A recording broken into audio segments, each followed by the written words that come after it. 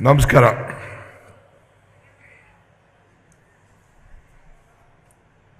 ಭಾರತ ರಾಷ್ಟ್ರೀಯ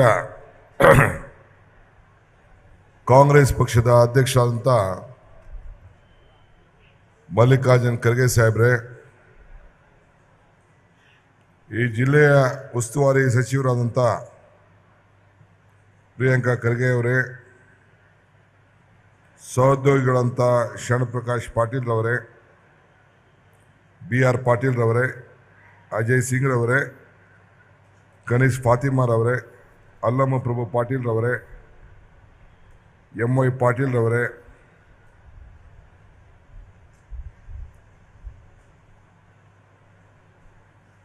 ಚಂದ್ರಶೇಖರ್ ಪಾಟೀಲ್ ರವರೇ, ವೇದಿಕೆಯಿರುವಂಥ ಎಲ್ಲ ರೇವು ನಾಯಕರವರೇ,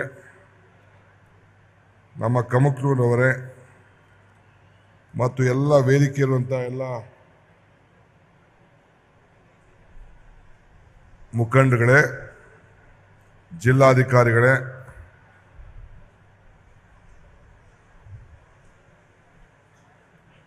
ಪೊಲೀಸ್ ಅಧಿಕಾರಿಗಳೇ, CO ಅವರೇ, ಇಂಥದೊಂದು ದೊಡ್ಡ ಪವಿತ್ರವಾದಂಥ ಸಮಾರಂಭದಲ್ಲಿ ಪಾಲ್ಗೊಂಡು ನಮಗೆ ಒಂದು ದೊಡ್ಡ ಆಶೀರ್ವಾದ ಕೊಡಲು ಬಂದಂಥ ಎಲ್ಲ ನನ್ನ ಸೋದರ ಸೋದರಿಯರೇ ಮತ್ತು ಮಾಧ್ಯಮ ಮಿತ್ರರೇ, ಇದೊಂದು ಐತಿಹಾಸಿಕವಾದಂಥ ಸಮಾವೇಶ. ಬಸವಣ್ಣನ ನಾಡಿನಲ್ಲಿ ಇದ್ದೇವೆ ಅಂತೇಳಿ ನಮ್ಮ ನಾಯಕರುಗಳು ಅಜಯ್ ಸಿಂಗ್ ರವರು ಮತ್ತು ಶರಣಪ್ರಕಾಶ್ ಪಾಟೀಲ್ ರವರು ಯಾವ ರೀತಿ ನುಡಿದಂತೆ ನಡೆದಿದ್ದೀವಿ ಅನ್ನೋವನ್ನ ವಿಚಾರವನ್ನ ನಿಮ್ಮ ಮುಂದೆ ಇಟ್ಟರು. ನಾನು ಮಲ್ಲಿಕಾರ್ಜುನ್ ಖರ್ಗೆ ಸಾಹೇಬರು, ಸಿದ್ದರಾಮಯ್ಯನವರು ಬೆಳಗಾಂನಿಗೆ ಹೋಗಿ ಪ್ರಜಾಧ್ವನಿ ಯಾತ್ರಾ ಸಂದರ್ಭದಲ್ಲಿ ಗಾಂಧಿ ಬಾವಿ,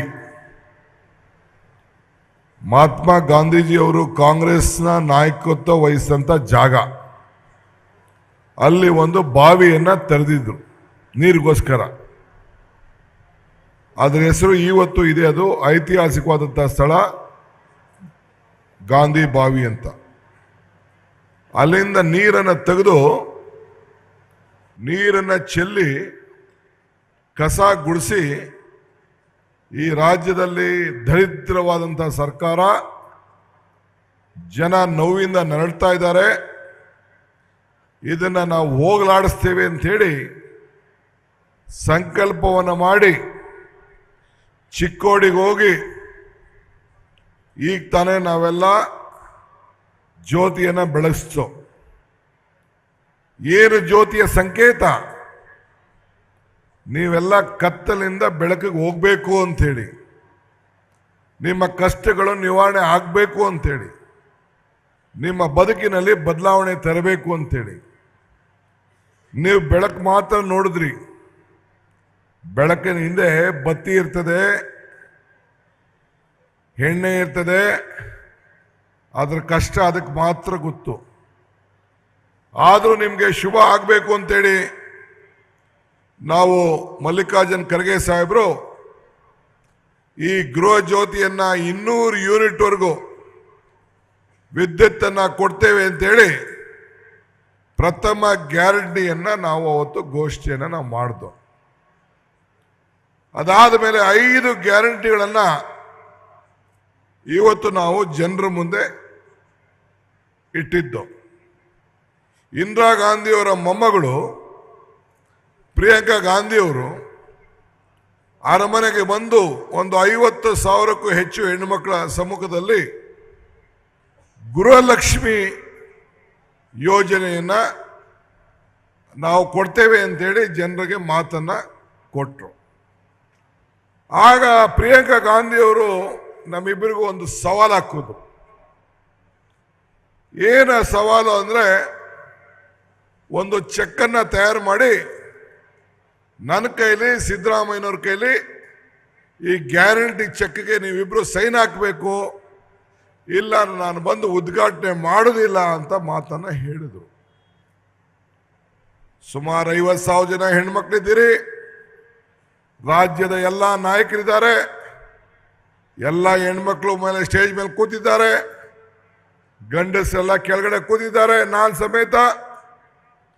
ಅಂತ ಒಂದು ಕಷ್ಟದ ಪರಿಸ್ಥಿತಿ. ಸೊ ನಾನು ಸಿದ್ದರಾಮಯ್ಯನವರಿಬ್ರು ಒಂದು ಪೆನ್ ತೆಗೆದುಕೊಂಡು ಆ ಗ್ಯಾರಂಟಿ ಚೆಕ್ಗೆ ಸೈನ್ ಹಾಕಿದ್ದು. ಇವತ್ತು ನಮಗೆ ಎಷ್ಟು ಸಂತೋಷ ಆಗ್ತಾ ಇದೆ ಅಂತಂದ್ರೆ, ಈ ಬಸವಣ್ಣನ ನಾಡು ನಿಮ್ಮ ಜಿಲ್ಲಾ ಅಧಿಕಾರಿಗಳು ಆಡಳಿತ ನನಗೊಂದು ಪುಸ್ತಕ ಕೊಟ್ಟರು. ಈಗ ತಾನೆ ವಚನ, ಬಸವಣ್ಣನ ವಚನ ಪುಸ್ತಕ ಕೊಟ್ಟರು. ಅದ್ರಲ್ಲಿ ಏನು ಬರೆದಿದೆ ಅಂದರೆ, ಒಂದು ಪ್ಯಾರಾ ತೆಗೆದು ನೋಡಿದೆ. ಲೋಕದ ಡೊಂಕಕ್ಕೆ ನೀವೇಕೆ ತಿದ್ದುವಿರಿ, ನಿಮ್ಮ ನಿಮ್ಮ ಮನ ಸಂತೈಸಿಕೊಳ್ಳಿ, ನಿಮ್ಮ ನಿಮ್ಮ ತನುವ ಸಂತೈಸಿಕೊಳ್ಳಿ, ನೆರೆಮನೆಯ ದುಃಖಕ್ಕೆ ಅಳುವರ ಮೆಚ್ಚ ಕೂಡಲ ಸಂಗಮ ದೇವ ಅಂತ. ಇಡೀ ದೇಶಕ್ಕೆ, ಲೋಕಕ್ಕೆ ನೀವು ಚಿಂತೆ ಮಾಡಕ್ಕೆ ಹೋಗಬೇಡಿ. ನಿಮ್ಮಲ್ಲೇ ಗೊತ್ತಿದೆ ಕಷ್ಟ, ನಿಮ್ಮಲ್ಲೇ ಗೊತ್ತಿದೆ ಸುಖ. ನೀವೇ ಅರ್ಥವನ್ನು ಮಾಡಿಕೊಂಡು, ಸಮಾಜದ ಅರ್ಥವನ್ನು ಮಾಡಿಕೊಂಡು ನೀವು ಸಮಾಜದ ಬದುಕನ್ನ ಬದಲಾವಣೆ ಮಾಡಿ ಅಂಥೇಳಿ, ನುಡಿದಂತೆ ನಡೆಯಿರಿ ಅಂಥೇಳಿ. ಇವತ್ತು ನಾನು, ಮಲ್ಲಿಕಾರ್ಜುನ್ ಖರ್ಗೆ ಸಾಹೇಬರು, ಪ್ರಿಯಾಂಕಾ ಖರ್ಗೆ ಅವರು, ನಮ್ಮ ಶಾಸಕರು ಶರಣ ಪ್ರಕಾಶ್ ಅವರು, MY ಪಾಟೀಲ್ ರವರು, ನಮ್ಮ ಆಳಂದ್ ಶಾಸಕರು, ಮುಖ್ಯಮಂತ್ರಿ ಸಲಹೆಗಾರರು ಫಾತಿಮಾರವರು, ನಾವೆಲ್ಲ ಏನು ಇಲ್ಲಿ 7-8 ಜನ ಶಾಸಕರಿದ್ದೀವಿ. ನಾವು ಮುಂದಿನ ಚುನಾವಣೆಗೆ ಹೋಗ್ಬೇಕಾದ್ರೆ ಈ ಚುನಾವಣೆ ಮುಂಚಿತವಾಗಿ ಮನೆ ಮನೆಗೂ ಕಾರ್ಡನ್ನು ಹಂಚಿದ್ದೇವೆ. ಮನೆ ಮನೆಗೂ ಹೋಗಿ ನುಡಿದಂತೆ ನಡೀತೀವಿ ಅಂತೇಳಿ ಗ್ಯಾರಂಟಿ ಚೆಕ್ ಅನ್ನ ಸೈನ್ ಹಾಕಿ ಕೊಟ್ಟಿದ್ದೇವೆ. ಅದಕ್ಕೆ ಕಾರ್ಯರೂಪ ತರಬೇಕು ಅಂತೇಳಿ ಮೊದಲನೇ ಕ್ಯಾಬಿನೆಟ್ನಲ್ಲೇ ತೀರ್ಮಾನವನ್ನು ಮಾಡಿ ಈ 5 ಗ್ಯಾರಂಟಿಯನ್ನ ಅನುಷ್ಠಾನಕ್ಕೆ ತಂದು ಇದೇ ವೇದಿಕೆಗೆ ಬಂದು ಗೃಹ ಜ್ಯೋತಿಯನ್ನ ಪ್ರಾರಂಭವನ್ನು ಮಾಡಿ ಇವತ್ತು 5 ಗ್ಯಾರಂಟಿಯನ್ನ ಅನುಷ್ಠಾನಕ್ಕೆ ಬಂದು ನಿಮ್ಮ ಮುಂದೆ ನಾವು ನಿಂತಿದ್ದೇವೆ. ಎಂತ ಅವಕಾಶ ನೀವು ಮಾಡಿಕೊಟ್ಟಿದ್ದೀರಿ. ನಾನು ಬಿಜೆಪಿಯ ಸ್ನೇಹಿತರು, ಜನತಾದಳ ಸ್ನೇಹಿತರಿಗೆ ಹೇಳೋದಿಷ್ಟೇ, ನುಡಿದಂತೆ ನಡೆದಿದ್ದೇವೆ. ಬಿಜೆಪಿಯ ಸ್ನೇಹಿತರು ಹೋದ ಎಲೆಕ್ಷನ್ ಅಲ್ಲಿ ನಿಮ್ಮ ಅಕೌಂಟ್ಗೆ ಜನಧನ್ ಅಕೌಂಟ್ ಮಾಡಿಸಿ 15 ಲಕ್ಷ ಆಗ್ತೀವಿ ಅಂತ ಹೇಳಿದ್ರು. ಏನ್ರಪ್ಪ ಬಂತೇನಯ್ಯ, 15 ಲಕ್ಷ ಬಂತೇನ್ರಿ ತಾಯಿ, ಬತ್ತೇನವಾ 15 ಲಕ್ಷ. 2 ಕೋಟಿ ಉದ್ಯೋಗ ಬಂದ ಉದ್ಯೋಗ. ಶರಣ ಪ್ರಕಾಶ್ ಪಾಟೀಲ್ ಲೆಕ್ಕ ಹೇಳ್ತಾ ಇದ್ರು, 50,000 ಹುದ್ದೆ ಖಾಲಿ ಇದೆ ಅಂತೇಳಿ. ಈಗಾಗಲೇ ನಾವು 15,000 ಉದ್ಯೋಗಗಳನ್ನ ಈಗಾಗಲೇ 1 ವರ್ಷದಲ್ಲೇ ತೆಗೆದುಕೊಳ್ಳಿಕ್ಕೆ ನಾವು ಆಲೆ ಕಾರ್ಯಕ್ರಮ ಪ್ರಾರಂಭ ಮಾಡಿದ್ದೀವಿ ಅಂತ. ಇದು ನುಡಿದಂತ ನಡೆದಂತ ಮಾತು. ಅಕ್ಕಿ ವಿಚಾರ, ಕೇಂದ್ರ ಸರ್ಕಾರ 5 kg ಕೊಳ್ಳಲಿಲ್ಲ, ಅವರ ಗೋಡನ್ಗಳೆಲ್ಲ ಮುಗಿಲಾಗ್ತಾ ಇದೆ. ಆದರೂ ತೀರ್ಮಾನ ಮಾಡ್ದು ಹಣನೇ ಕೊಟ್ಬಿಡೋಣ ಅಂತೇಳಿ 1 kgಗೆ 34 ರೂಪಾಯಿ ಕೊಡ್ತಾ ಇದ್ದೇವೆ. ಹಿಂಗೆ ಗೃಹಲಕ್ಷ್ಮಿ ತಾಯಿ, ಹೆಣ್ಣು ಕುಟುಂಬದ ಕಣ್ಣು. ಈ ಗಂಡಸರ ಮೇಲೆ ನಮ್ಮ ನಂಬಿಕೆ ಇಲ್ಲ, ನಿಮ್ಮ ಮೇಲೆ ನಮ್ಮ ನಂಬಿಕೆ. ಇವ್ರೇನಾದ್ರು ದುಡ್ಡು ಕೊಟ್ರೆ ಯಾವ್ದಾದ್ರು ಬಾರು ವೈನ್ ಶಾಪ್ ಕೊಂಡೋಯ್ತಾರೆ ಅನ್ಬಿಟ್ಟು ನಿಮ್ಮನ್ನ ನಂಬಿ ನಿಮ್ಮ ಅಕೌಂಟ್ಗೆ ನೇರವಾಗಿ 2,000 ರೂಪಾಯಿ ಹಾಕ್ಬೇಕು ಅಂತೇಳಿ ಯಾರು ಲಂಚ ಕೊಡಂಗಿಲ್ಲ. ನಿಮ್ಮ ಅಕೌಂಟ್ಗೆ ದುಡ್ಡು ಬರ್ತಾ ಇದೆಯಲ್ವ, ದಯವಿಟ್ಟು ಕೈ ಎತ್ತಿ. ಹೆಣ್ಣು ಮಕ್ಕಳೆಲ್ಲ ಕೈ ಎತ್ತಾ ಇದ್ದಾರೆ. 2,000 ರೂಪಾಯಿ ಉಚಿತವಾಗಿ ಮಕ್ಕಳು ಪ್ರಯಾಣ, ಮಕ್ಕಳು ಮನೆಗೆ, ನೆಂಟರ ಮನೆಗೆ, ದೇವಸ್ಥಾನಕ್ಕೆ, ಯಾವುದೇ ದೇವಸ್ಥಾನಕ್ಕೆ ಕರ್ನಾಟಕ ರಾಜ್ಯದಲ್ಲಿ ಹೋಗಿ ಉಚಿತವಾಗಿ ಪ್ರಯಾಣ ಮಾಡ್ತಾ ಇದ್ದೀವಿ. ಇಂಥ ಸರ್ಕಾರ ಕಳೆದ 50 ವರ್ಷದಲ್ಲಿ ಕರ್ನಾಟಕ ರಾಜ್ಯದಲ್ಲಿ ಇಂಥ ಕಷ್ಟ ಕಾಲದಲ್ಲಿ ಕೇಂದ್ರ ಸರ್ಕಾರ ನಮಗೆ ಸಹಕಾರ ಕೊಡದೆ ಹೋದ್ರು ಕೂಡ, ನಮ್ಮ ಪಾಲಿನ ಹಣ ಕೊಡದೆ ಹೋದ್ರು ಕೂಡ ನಿಮ್ಮ ಬದುಕಿಗೋಸ್ಕರ 52,000 ಕೋಟಿ ರೂಪಾಯಿ ಕೊಟ್ಟು ನಮಗೆ ಮಾನಸಿಕವಾಗಿ ನಮಗೆ ನುಡಿದಂತ ನಡೆದಿದ್ದೇವೆ. ನಿಮಗೆ ಏನು ನಾವು ಮಾತು ಕೊಟ್ಟಿದ್ದೋ ಆ ಮಾತು ಪ್ರಕಾರ ನಡೆದಿದ್ದೇವೆ ಅಂತ ಹೇಳಿ ಇವತ್ತು ನಿಮ್ಮ ಮುಂದೆ ನಾನು ನಿಂತಿದ್ದೇನೆ. ಚುನಾವಣಾ ಮುಂಚಿತವಾಗಿ ಬಂದು ಒಂದು ಮಾತು ಹೇಳಿದ್ದೆ ಅನೇಕ ವೇದಿಕೆಗಳಲ್ಲಿ. ಏನು ಹೇಳಿದೆ ಅಂದ್ರೆ, ಕಮಲ ಕೆರೆಯಲ್ಲಿದ್ದರೆ ಚಂದ, ತೆನೆ ಹೊಲದಲ್ಲಿದ್ದರೆ ಚಂದ, ಈ ದಾನ ಧರ್ಮ ಮಾಡುವ ಕೈ ಅಧಿಕಾರದಲ್ಲಿದ್ರೆ ಮಾತ್ರ ಚಂದ ಅಂತ ಒಂದು ಮಾತು ಹೇಳಿದ್ದೆ. ಇವತ್ತು ನಮ್ಮ ಹೆಣ್ಮಗಳು ನಿರೂಪಣೆ ಮಾಡಿದ ಹೆಣ್ಮಗಳು ಹೇಳ್ತಾ ಇದ್ಲು, 5 ಬೆರಳು ಸೇರಿ ಕೈ ಮುಷ್ಟಿ ಆಯಿತು, 5 ಗ್ಯಾರಂಟಿ ಸೇರಿ ಈ ಕೈ ಗಟ್ಟಿ ಆಯಿತು. ಈ ಗಟ್ಟಿಯಾದ ಕೈಯನ್ನು ನೋಡಿ ಬಿಜೆಪಿಯವರು ದಳದವರು ತಪ್ಪಿಕೊಂಡು ಮುದ್ರದನ್ನು ಬಿಸಾಕ್ಬಿಟ್ಟು ಈಗ ಹೊರಟು ಹೋಗಿದ್ದಾರೆ. ಈಗ ಮಹಾತ್ಮ ಗಾಂಧೀಜಿಯವರು, ಇಂದಿರಾ ಗಾಂಧಿಯವರು, ರಾಜೀವ್ ಗಾಂಧಿಯವರು, ರಾಹುಲ್ ಗಾಂಧಿಯವರು, ಸೋನಿಯಾ ಗಾಂಧಿಯವರು ಕೂತಂತ ಜಾಗದಲ್ಲಿ ಮಲ್ಲಿಕಾರ್ಜುನ್ ಖರ್ಗೆ ಅವರು ಈ ಕೈಯಿನ ಜವಾಬ್ದಾರಿಯನ್ನು ತೆಗೆದುಕೊಂಡು ಇವತ್ತು ಕೂತಿದ್ದಾರೆ. ಒಬ್ಬ ನಿಮ್ಮೂರಿನ ಒಬ್ಬ ಬ್ಲಾಕ್ ಅಧ್ಯಕ್ಷರಾಗಿ ಇವತ್ತು ರಾಷ್ಟ್ರದ ಕಾಂಗ್ರೆಸ್ ಪಕ್ಷದ ಅಧ್ಯಕ್ಷರಾಗಿ ಕೂತಿದ್ದಾರೆ. ಎಷ್ಟೇ ದೊಡ್ಡ ಸ್ಥಾನ ಬೇರೆಯವ್ರಿಗೆ ಸಿಗ್ಬೋದು, ಭಾರತೀಯ ರಾಷ್ಟ್ರೀಯ ಕಾಂಗ್ರೆಸ್ ಪಕ್ಷ ಈ ದೇಶಕ್ಕೆ ಇತಿಹಾಸ. ಕಾಂಗ್ರೆಸ್ ಶಕ್ತಿ ಈ ದೇಶದ ಶಕ್ತಿ, ಕಾಂಗ್ರೆಸ್ ಇತಿಹಾಸ ಈ ದೇಶದ ಇತಿಹಾಸ. ಕಾಂಗ್ರೆಸ್ ಅಧಿಕಾರಕ್ಕೆ ಬಂದ ಎಲ್ಲ ವರ್ಗದ ಜನರ ಅಧಿಕಾರಕ್ಕೆ ಬಂದೆ. ಈ ರಾಷ್ಟ್ರೀಯ ಧ್ವಜ ಹೊತ್ತಿರುವಂತ ಈ ಪಕ್ಷ, ಈ ಧ್ವಜ ಬಿಜೆಪಿಯವರು ಹಾಕೊಳ್ಳಿಕ್ಕೆ ಸಾಧ್ಯನಾ? ದಳದವ್ರು ಹಾಕೊಳ್ಳಿಕ್ಕೆ ಸಾಧ್ಯನಾ? ನೀವು ಮಾತ್ರ ಹಾಕೊಳ್ಳಿಕ್ಕೆ ಸಾಧ್ಯ, ನೀವು ಮಾತ್ರ ಹಾಕೊಳ್ಳಿಕ್ಕೆ ಸಾಧ್ಯ. ಇದ್ರ ಗಮನದಲ್ಲಿ ಇಟ್ಕೊಳ್ಬೇಕು. ಕಾಂಗ್ರೆಸ್ ಅಧಿಕಾರದಲ್ಲಿದ್ದಾಗ ಇಂಥ ಅನೇಕ ಕಾರ್ಯಕ್ರಮಗಳನ್ನು ನಾವು ಕೊಟ್ಕೊಂಡು ಬಂದಿದ್ದೇವೆ. ಪುಟಾಣಿ ಮಕ್ಕಳಿಗೆ ಬಿಸಿ ಊಟ ಕಾರ್ಯಕ್ರಮ, ಹೆಣ್ಣು ಕುಟುಂಬದ ಕಣ್ಣು, ಶ್ರೀಶಕ್ತಿ ಕಾರ್ಯಕ್ರಮ, ಉಳೋನ್ಗೆ ಭೂಮಿ, ಯಾರು ಉಳ್ತಾ ಇದ್ದ ಅವಂದೇ ಭೂಮಿ, ಬ್ಯಾಂಕಿನ ರಾಷ್ಟ್ರೀಕರಣ. ನಿಮ್ಮ ಮನೆ ಬಾಗಿಲಿಗೆ ಬ್ಯಾಂಕ್ ಅವರು ಬರ್ತಾ ಇದ್ದಾರೆ, ಸಾಲ ಕೊಡ್ತೀನಿ ಅಂತೇಳಿ. ಹಿಂದೆ ಬಡ್ಡಿ, ಚಕ್ರ ಬಡ್ಡಿ ಇವೆಲ್ಲ ನಡೀತಾ ಇತ್ತು, ಅದನ್ನೆಲ್ಲ ನಿಲ್ಲಿಸುವಂಥದ್ದು.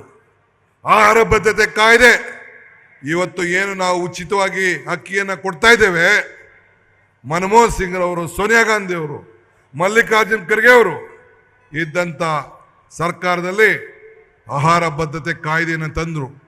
ಇದನ್ನು ಸಿದ್ದರಾಮಯ್ಯನವರು 2 ರೂಪಾಯಿ ಇದ್ದಿದ್ದನ್ನು ಮನ್ನಾ ಮಾಡಿ ಅನ್ನಭಾಗ್ಯ ಯೋಜನೆಯ ಪ್ರಾರಂಭವನ್ನು ನಾವು ಮಾಡಿದ್ವು. ಇವತ್ತು ಇಂಥ ವಿದ್ಯಾ ಕ್ಷೇತ್ರಕ್ಕೆ, ಆರೋಗ್ಯ ಕ್ಷೇತ್ರಕ್ಕೆ ಎಲ್ಲ ಕೂಡ ಇಂಥ ಕಾರ್ಯಕ್ರಮ ನಾವು ತಂದ್ಕೊಂಡು ಬಂದಿದ್ದೇವೆ. ಆದರೆ ಬಿಜೆಪಿಯವರು ನೀವೇ ಹೇಳಿ ಭಾವನೆ ಬಿಟ್ರೆ ಬದುಕಿನ ಮೇಲೆ ಏನಾರು ತೆಗೆದುಕೊಂಡು ಬಂದ್ರ? 370 CA ಅಂತೆ, ಬೇರೆ ಬೇರೆ ಬೇರೆ ಅನೇಕ ವಿಚಾರಗಳನ್ನು ಮುಂದಕ್ಕೆ ಇಟ್ಕೊಂಡು ಬರೀ ದೇವಸ್ಥಾನ ಇಷ್ಟು ಬಿಟ್ರೆ ಅಲ್ಲ ರೀ. ನಾನು ಬಿಜೆಪಿ ಸ್ನೇಹಿತರಿಗೆ, ಯಡಿಯೂರಪ್ಪನವ್ರಿಗೆ, ನಾನು ಜಗದೀಶ್ ಶೆಟ್ಟರ್ಗೆ, ಇನ್ನೊಬ್ಬ ನಮ್ಮ ಬೇರೆ ಈಗ ಬೊಮ್ಮಾಯಿಗೆ ಕೇಳಲಿಕ್ಕೆ ಇಷ್ಟಪಡ್ತೀನಿ. ನಮ್ಮ ಸರ್ಕಾರದಲ್ಲಿ ಮೊನ್ನೆ ರಾಮಲಿಂಗಾರೆಡ್ಡಿ ಅವರು ದೊಡ್ಡ ದೊಡ್ಡ ದೇವಸ್ಥಾನದಲ್ಲಿ 1 ಕೋಟಿಗಿಂತ ಜಾಸ್ತಿ ಸಂಪಾದನೆ ಆಗೋ ದೇವಸ್ಥಾನದಲ್ಲಿ 10% ತೆಗೆದು ನಮ್ಮ ಹಳ್ಳಿಲಿರುವಂಥ ಸಣ್ಣ ದೇವಸ್ಥಾನ, ಮಾರಮ್ಮನ ದೇವಸ್ಥಾನ, ಮಸ್ಲಮ್ಮನ ದೇವಸ್ಥಾನ, ಬಸವಣ್ಣನ ದೇವಸ್ಥಾನ, ಇಂಥವ್ರಿಗೆಲ್ಲ ಅಭಿವೃದ್ಧಿಗೆ ದುಡ್ಡು ಕೊಡಬೇಕು. ಈ ದೇವಸ್ಥಾನದಲ್ಲಿ ಪೂಜೆ ಮಾಡುವಂಥ ಎಲ್ಲ ನಮ್ಮ ಏನು ಅರ್ಚಕರಿಗೆ ಸಹಾಯ ಮಾಡಬೇಕು ಅಂತೇಳಿ ಕಾಯ್ದೆ ತೆಗೆದುಕೊಂಡು ಬಂದರೆ, ನೀವು ಹಳ್ಳಿಲಿರೋ ಬಡ ದೇವಸ್ಥಾನಕ್ಕೆ, ಗ್ರಾಮ ದೇವತೆಗಳಿಗೆ ವಿರೋಧ ಮಾಡ್ತಾರಲ್ಲ, ನಿಮಗೆ ನಾಚಿಕೆ ಮಾನ ಮರ್ಯಾದೆ ಇದೆಯಾ? ಧರ್ಮದಲ್ಲಿ ರಾಜಕಾರಣ ಇರಬಾರ್ದು, ರಾಜಕಾರಣದಲ್ಲಿ ಧರ್ಮ ಇರಬೇಕು ಅನ್ನೋ ಮಾತನ್ನ ಈ ಸಂದರ್ಭ ಹೇಳಲಿಕ್ಕೆ ನಾನು ಬಯಸ್ತಾ ಇದ್ದೇನೆ. ಇವತ್ತು ನಾವು ಧರ್ಮ ಯಾವುದಾದರೂ ಇವತ್ತು ಗುಲ್ಬರ್ಗ ಒಂದು ದೊಡ್ಡ ಪವಿತ್ರವಾದಂಥ ನಾಡು. ಎಲ್ಲ ಧರ್ಮಗಳು ಇವೆ ಇಲ್ಲಿ. ರಾಮ ಮಂದಿರ ಇದೆ, ನವಾಜ್ ದರ್ಗಾ ಇದೆ, ಗುರುದ್ವಾರ ಇದೆ, ಶರಣ ಬಸವೇಶ್ವರ ದೇವಸ್ಥಾನ ಇದೆ, ಬೌದ್ಧ ಇದೆ. ಇವತ್ತು ಧರ್ಮ ಯಾವುದಾದರೂ ತತ್ವ ಒಂದೇ, ನಾಮ ನೂರಾದರೂ ದೈವ ಒಂದೇ, ಪೂಜೆ ಯಾವುದಾದರೂ ಭಕ್ತಿ ಒಂದೇ, ಕರ್ಮ ಹಲವಾದರೂ ನಿಷ್ಠೆ ಒಂದೇ, ದೇವನೊಬ್ಬ ನಾಮ ಅಲ್ವ.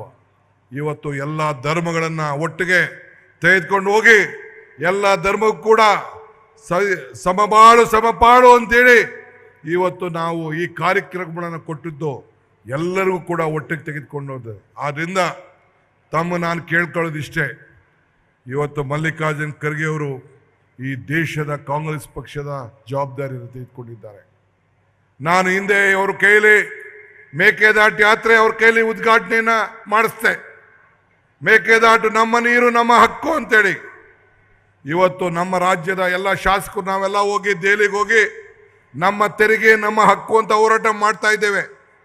ನಾವು ಕೊಟ್ಟಂತ ಹಣ 100 ರೂಪಾಯಿ ಕೊಟ್ಟರೆ ನಮಗೆ ಬರೀ 18 ರೂಪಾಯಿ ಕೊಡ್ತಾ ಇದ್ದಾರೆ.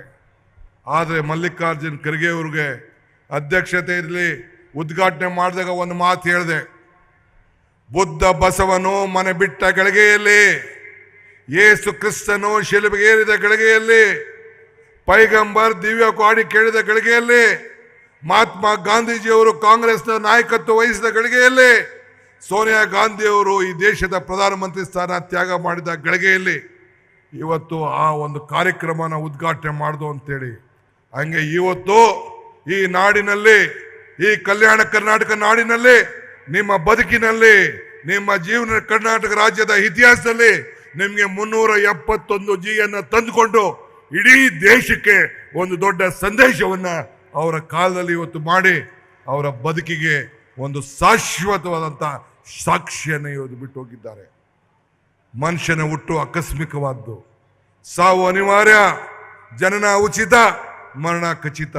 ಈ ಹುಟ್ಟು ಸಾವಿನ ಮಧ್ಯದಲ್ಲಿ ನಾವು ಏನು ಮಾಡ್ತೀವಿ ಅಂತ ಬಹಳ ಮುಖ್ಯ. ಹಂಗೆ ಅವ್ರಿಗೆ ಸಿಕ್ಕಿದಂಥ ಅವಕಾಶದಲ್ಲಿ ಇವತ್ತು ಗುಲ್ಬರ್ಗ ಯಾವ ಬೆಂಗಳೂರಿಗೂ ಕಡಿಮೆ ಇಲ್ಲ. ಎಂಥ ಬಿಲ್ಡಿಂಗು, ಎಂಥ ಹಾಸ್ಪಿಟ್ಲ್ಗಳು, ಎಂಥ ಕಾಲೇಜ್ಗಳು, ಎಂಥ ಶಕ್ತಿ ನಿಮಗೆ ಈ ಒಂದು ಕಲ್ಯಾಣ ಕರ್ನಾಟಕಕ್ಕೆ ಕೊಟ್ಟಿದ್ದಾರೆ ಅಂತಂದ್ರೆ ನಿಮಗೆ ಹಿತ್ತಲ ಗಿಡ ಮದ್ದಲ್ಲ. ಮುಂದಕ್ಕೆ ಇನ್ನೊಂದು 15 ವರ್ಷಕ್ಕೆ ನಿಮ್ಮ ಕಲ್ಯಾಣ ಕರ್ನಾಟಕದ ಎಲ್ಲ ಅಧಿಕಾರಿಗಳು ಒಂದು ಮೊದಲನೇ ಸ್ಥಾನದಲ್ಲಿ ಬೆಂಗಳೂರಿನಲ್ಲಿ ಕೂತಿದ್ದಾರೆ. ನಾವು ಅವ್ರ ಮುಂದೆ ಹೋಗ್ಬೇಕು, ಅವ್ರಿಗೆ ಕೇಳ್ಕೊಳ್ಬೇಕು ಅಂತ ಒಂದು ಪರಿಸ್ಥಿತಿ, ಶಕ್ತಿಯನ್ನು ನಿಮಗೆ ಕೊಟ್ಟಿದ್ದಾರೆ. ಇದನ್ನು ಗಮನಿಸ್ಕೊಂಡು ತಾವೆಲ್ಲ ಉಪಕಾರ ಸ್ಮರಣೆಗಳಾಗಬೇಕು. ನಾನು BJP ಸ್ನೇಹಿತಗಳಿಗೆ, ಜನತಾದಳ ಸ್ನೇಹಿತರಿಗೆ ಮನವಿ ಮಾಡಿಕೊಳ್ಳೋದು, ಪಕ್ಷ ಬೇಡ, ನಿಮ್ಮ ಅಧಿಕಾರ ಮುಖ್ಯ ಅಲ್ಲ. ಕೇಂದ್ರದ ಸರ್ಕಾರದಿಂದ ನಿಮ್ಗೇನು ಅನುಕೂಲ ಆಗಿಲ್ಲ. ಇವತ್ತು ನಿಮ್ಗೋಸ್ಕರ, ನಿಮ್ಮ ಮಕ್ಕಳಿಗೋಸ್ಕರ ನಾವು ಬದಲಾವಣೆಯನ್ನು ತಂದಿದ್ದೇವೆ, ಒಂದು ಉತ್ತಮವಾದಂಥ ಆಡಳಿತವನ್ನು ಕೊಟ್ಟಿದ್ದೇವೆ. ಈ ಕೈಯನ್ನ, ಮಲ್ಲಿಕಾರ್ಜುನ್ ಖರ್ಗೆ ಅವರ ಕೈಯನ್ನ ನೀವು ಬಲಪಡಿಸಿ ಉಪಕಾರ ಸ್ಮರಣೆಯಿಂದ ಋಣವನ್ನು ತೀರಿಸಬೇಕು ಅಂತೇಳಿ ನಾನು ಪ್ರಾರ್ಥನೆ ಮಾಡಿ, ಕಾಂಗ್ರೆಸ್ ಸರ್ಕಾರ ಎಲ್ಲ ವರ್ಗವನ್ನು ಒಟ್ಟಿಗೆ ತೆಗೆದುಕೊಂಡು ಹೋಗ್ತದೆ. ಬಸವಣ್ಣನ ನಾಡಿನಲ್ಲಿ ನಾವಿದ್ದೇವೆ, ನುಡಿದಂತೆ ನಡೆದಿದ್ದೇವೆ. ಸರ್ವರಿಗೂ ಸಮಪಾಲು ಅಂತ ಏನು ನಾನು ಹೇಳಿದ್ದೇನೆ, ಅದು ಅದೇ ರೀತಿ ನಮ್ಮ ಸರ್ಕಾರ ಇವತ್ತು ನಡ್ಕೊಂಡು ಬರ್ತಾ ಇದೆ. ಇವತ್ತು ನೀವೆಲ್ಲ, ನಾ ಒಂದು ಮಾತು ಕೊನೆಗೆ ಹೇಳ್ತೀನಿ, ದೇವರು ವರನೂ ಕೊಡೋದಿಲ್ಲ, ಶಾಪನೂ ಕೊಡೋದಿಲ್ಲ, ಅವಕಾಶ ಮಾತ್ರ ಕೊಡ್ತಾರೆ. ಆ ಅವಕಾಶ ಕೊಟ್ಟಂಥ ಸಂದರ್ಭದಲ್ಲಿ ನಿಮ್ಗೆ ಅಧಿಕಾರ ಯಾವ ರೀತಿ ಉಳಿಸ್ಕೊಳ್ತೀರೆಂದು, ಹಂಗೆ ನಮಗೆ ಅವಕಾಶ ಸಿಕ್ಕಿದಾಗ ಕೊಟ್ಟಂಥ ಮಾತನ್ನು ಉಳಿಸ್ಕೊಂಡು ನಮ್ಮ ಗ್ಯಾರಂಟಿ ಸಿಗ್ನೇಚರ್ಗಳಿಗೆ ಸೈನ್ ಹಾಕಿದ್ದಕ್ಕೆ ಒಂದು ಬದ್ಧತೆಯನ್ನು ತೋರಿಸಿ ಇವತ್ತು ನಿಮಗೆ ಬಂದಿದ್ದೇವೆ. ನಮಗೆ ನಿಮ್ಮ ಮೇಲೆ ನಂಬಿಕೆ ಇದೆ.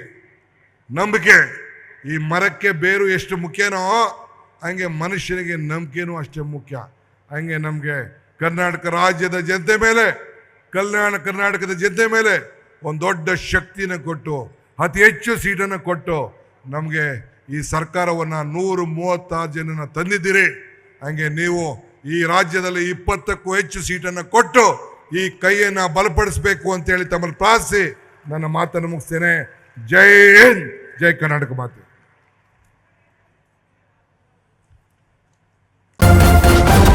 ನ್ಯೂಸ್ ಫಸ್ಟ್ ನಿರ್ಭೀತಿಯಿಂದ ನಿಮ್ಮ ಪರವಾಗಿ.